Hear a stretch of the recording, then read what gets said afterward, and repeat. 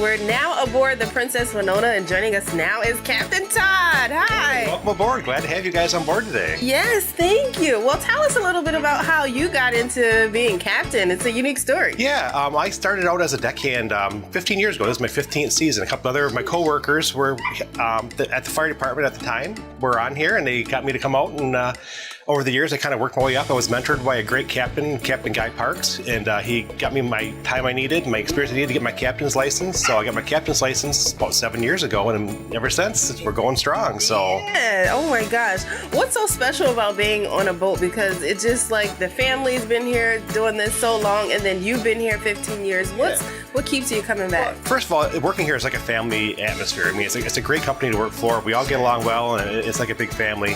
And then just dealing with the public and hearing their stories and seeing the smiles on their faces and seeing them having a good time out on the water. It's just a great job to be out here and interact and have fun with everybody. So sure, for sure.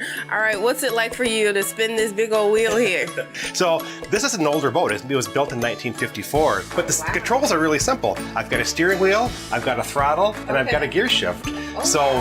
Underway, there's a lot of spinning the wheel and slowing down and speeding up, but she's a great boat to handle. She's a very strong boat. She's very stable, and when you're out here, if you're worried about the boat moving around, you really don't feel any movement at all. So, yeah.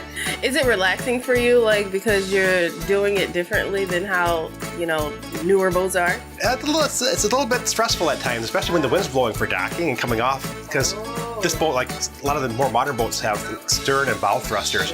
We don't have any of that. We're old school technology, so we've got one prop and we've got one rudder, so it's a little bit tricky sometimes. It takes a little bit more skill to get in and out of the dock, but it's a lot of fun. It's a challenge, but you step up to that challenge and enjoy it. Yeah. So it kind of reminds me of when they say if you know how to drive a manual, you can drive any kind of car, and guess what? I know how to drive a manual.